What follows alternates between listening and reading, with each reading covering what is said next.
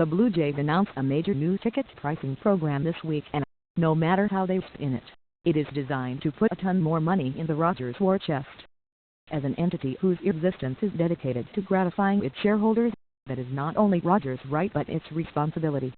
Blue Jays fans have rights as well, at least the ones who can afford the second consecutive season of price hikes. They can swallow hard and pay, or they can decide to wait and see just what they're buying. And that is the crux of the issue. Blue Jays President and CEO Mark Shapiro recently told a radio audience that Rogers executives have assured him that they want to keep this competitive window open as long as possible and that they are ready to spend what it takes to make it so. How could they not? The Blue Jays' revenue streams are overflowing. They lead the American League in attendance. They rake in $50 million US a year as their share of the various American broadcast rights contracts. The elephant in the room, as it always is with the Blue Jays, is the revenue they realize from their own local broadcast rights. Since Rogers owns both the team and the cross-Canada networks that are used to broadcast the games, they simply move vast amounts of revenue from one pocket into another. The 80 revenues, and with the first-place team, those rates are sky-high, simply goes directly to the corporate bottom line, bypassing the team altogether. While most teams sell their broadcast rights to media companies for ever-increasing amounts of money, Rogers does not have to bid on those rights. They own them along with the bats and balls and every blade of air that's grass at the Rogers Center. The TV audiences that the Jays attract at the moment are among the biggest in all of baseball. Bigger, even, than the audiences of the Yankees and Red Sox, who also own their own networks.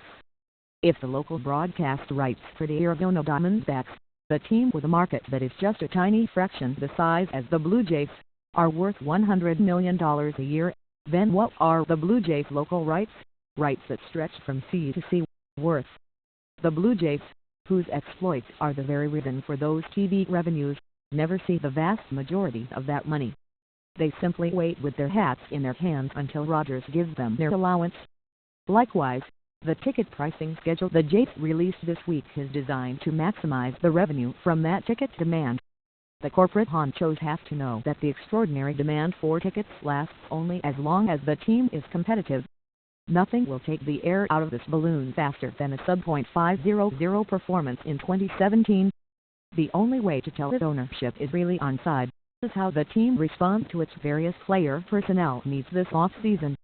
They have a host of free agents that either need to be re-signed or replaced if the team is going to be competitive going forward.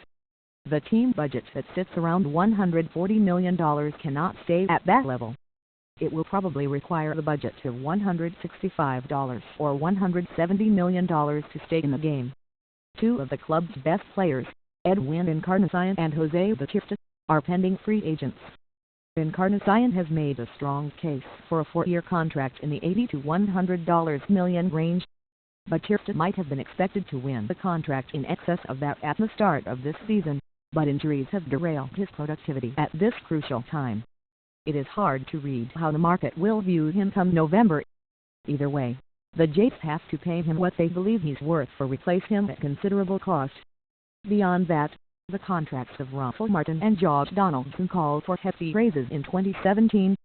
Between them, Martin and Donaldson are making $26.650 million in 2016. Next year, their combined total goes up to $37 million. Likewise, J.A. Happ and Marco Estrada both get $3 million bumps in salary in 2017. Their combined salaries in 2016 were $21.5 million. Next year, they'll be paid $27.5 million. Michael Saunders is making $2.9 million this year. He will probably triple that number, or more, as a free agent. To satisfy all those salary increases, in addition to improving the overall quality of the roster through free agency or judicious trades, is going to cost a lot of money. But there is still a lot of money to be made in this market as long as the club stays in this position of competitiveness. This season will take care of itself, one way or the other. The Jays are positioned to take the second consecutive run at a championship. They arrived in Cleveland off yet another road series victory at Yankee Stadium. For the first time this season, they have held first place in the American League East all alone for 3 consecutive days. Where it all goes from here is anybody's guess, but there's no doubt that it will be entertaining from now until October. How the entertainment value translates beyond this October isn't up to the players on the field. That destiny belongs to the players in the boardroom.